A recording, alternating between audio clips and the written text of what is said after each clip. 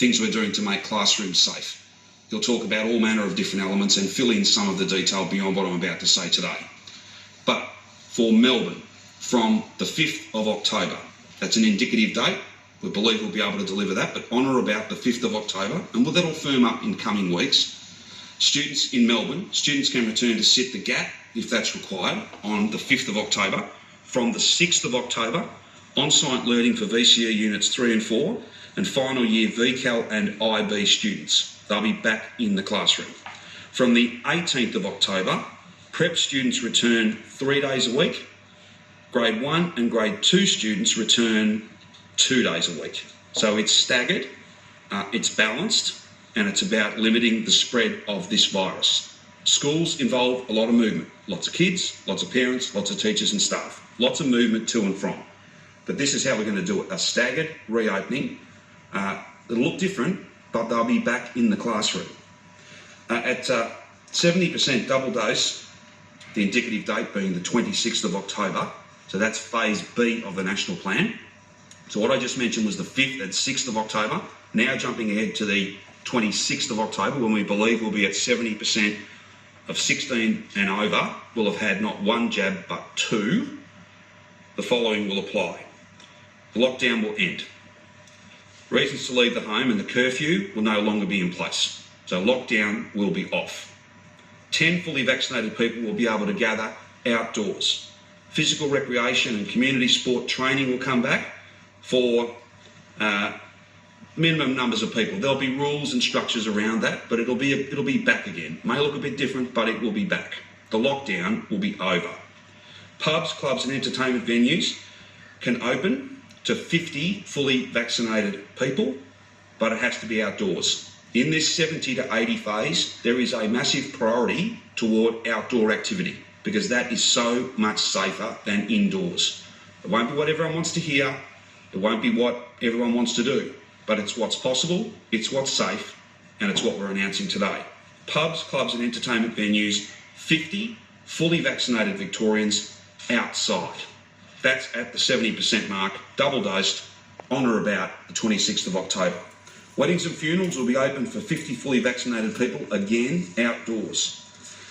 In terms of schools and education, all school students will return to on-site learning at least part of that learning week. At least some of their week will be for all students in the classroom face-to-face.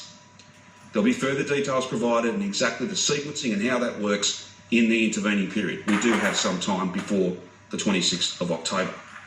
Hairdressing and personal care open for up to 5 fully vaccinated people, but that can be done inside. It's rather impractical for much of that to be done outside.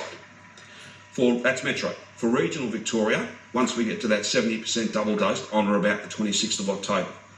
Social and recreational, community sport returns indoors. There'll be requirements on minimum and maximum numbers.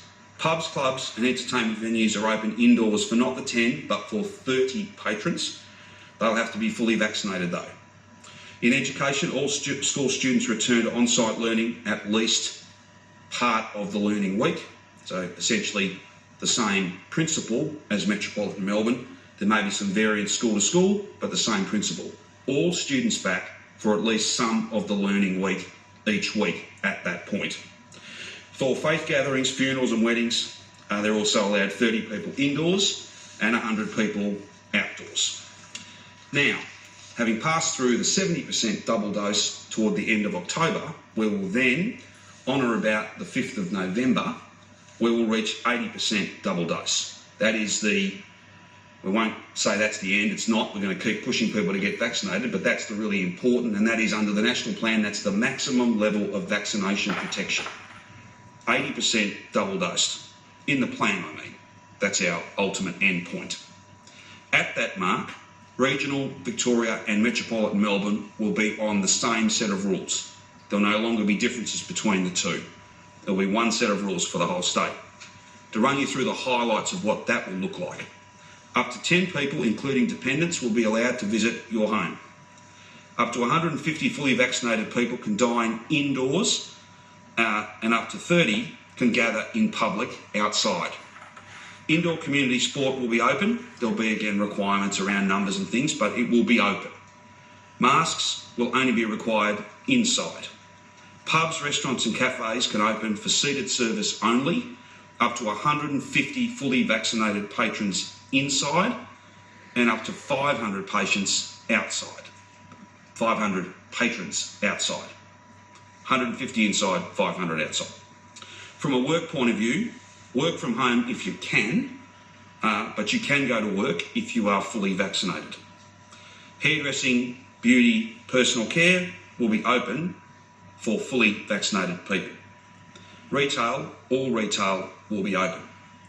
From an education point of view, early childhood education and childcare will be open fully. All students return to school with additional safety measures in place, and we aim to have that return to school as close to a normal pre-COVID fully open school environment. As I said before, the Deputy Premier will be out in a few days' time to talk about airflow, ventilation, filtration, some of the other things we've done to make our school environments as safe as they can be. Things we've done and things we will do in the intervening period. On-site adult education returns for fully vaccinated Victorians as well. Weddings, funerals and religious services return for 150 fully vaccinated people indoors and 500 people outdoors. Now, there is then a gap between when we achieve 80% double dose and a number of very key moments for all of us, one way or the other. Whether it's New Year, the end of the working year, the middle of summer, Christmas, however you want to frame it. We aim to have 30 visitors to your home on Christmas Day. We aim to also deal with the consequences and deal with whatever we need to do around other decisions that the Commonwealth Government will make in that post-80% double dose framework. International travel will happen. I hope that interstate travel can happen. There will be a number of green lane countries or travel bubbles where people will be able to freely move between their country and our country and therefore into our state. We will deliver all of that. We will deliver whatever the national plan determines fits within that time frame. A lot of that work has not yet been done.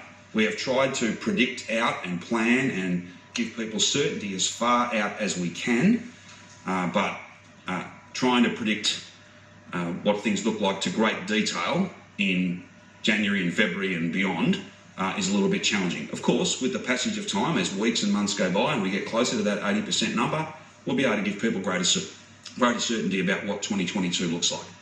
But as a kind of bookend at the end of the year, this roadmap is predicated and we're going to work as hard as we can. Our plan and our hope is to deliver 30 people in your home on Christmas Day.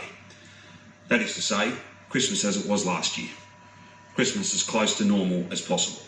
That's something that's very, very important. That is essentially the list of highlights. There's a lot more in the roadmap than that, but that is the list of highlights as I had committed to take you through. I know you'll have lots of questions. I'm going to ask Mark to speak a little bit about a number of issues, including some epidemiology and some difficult decisions we've had to make in regional Victoria. Then the Chief Health Officer can speak to his advice, to where he sees things, and of course any other comments he wants to make, and then we'll take your questions.